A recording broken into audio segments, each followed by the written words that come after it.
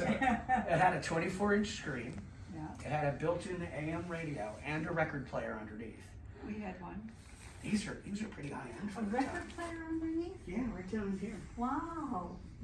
And I believe this is where the speaker would Speakers, be. yeah. And it's not the first one. That one burned out on the family years ago, but somebody that loved this museum found this, restored it, sent it to us here to use for the tour. Oh, nice. And it's wired for DVD. So here's what we're gonna do. When Lee Harvey Oswald comes in, Mrs. Johnson is just kind of sitting here minding her own business.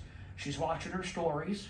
She's on the phone with her lady friends, and they're yakety-yakking about what fashion someone's wearing when she gets the first news broadcast. So I'm gonna put you guys in her shoes for a few moments, okay?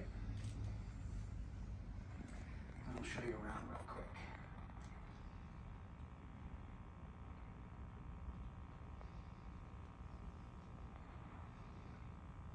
I love that it has to warm up. It brings me way back. Yeah.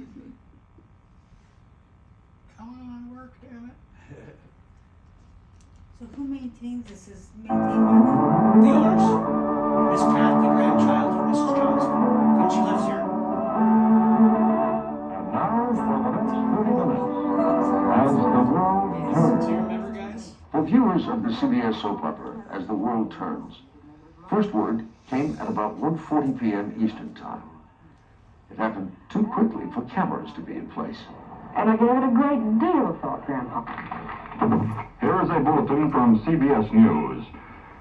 In Dallas, Texas, 3 shots were fired at President Kennedy's motorcade in downtown Dallas. The first reports say that President Kennedy has been seriously wounded by this shooting. Then it was back to the soap opera. Johnny Carson, But everybody. not for long. Soon after, Walter Cronkite was back, reporting from the CBS newsroom, complete with rotary telephones and wire machines.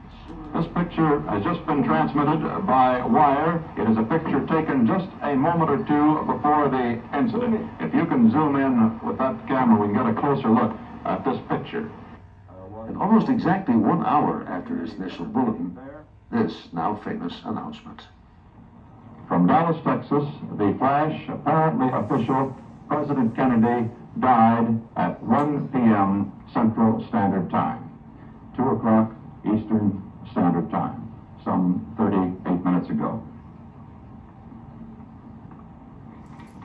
Do you remember that? Vice President Johnson has left the hospital in Dallas, but we do not know to where he has proceeded.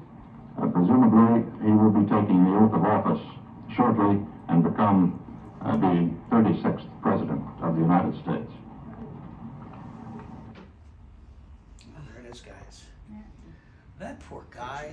Do you see him choking it back while he's trying to give this news report? Well, because he knows them. That's what I was going to bring up. Not a lot of people realize, but aside from their fame, they were friends. They used to go sailing in Boston Harbor together. Oh, okay. And here he is with the burden, knowing his good friend's gone, and he has to tell the whole nation, including the world. Well, I have a good story about Walter, because maybe we've forgotten. The Apollo 13 disaster? Houston, we have a problem. Walter stayed up for 4 days straight to keep in communication with the astronauts. He gave the newscast to the American people. He's drinking gallons of coffee, 15-minute cat naps. And due to his good work, he was able to keep those men in space confident, strong, and happy to come home. You know, because that had to have been terrifying. And the American people, of course, they benefit from that. Well, guys, here's what we're going to do. I'm going to show you around real quick, and then we'll get you your picture on Oswald's bed.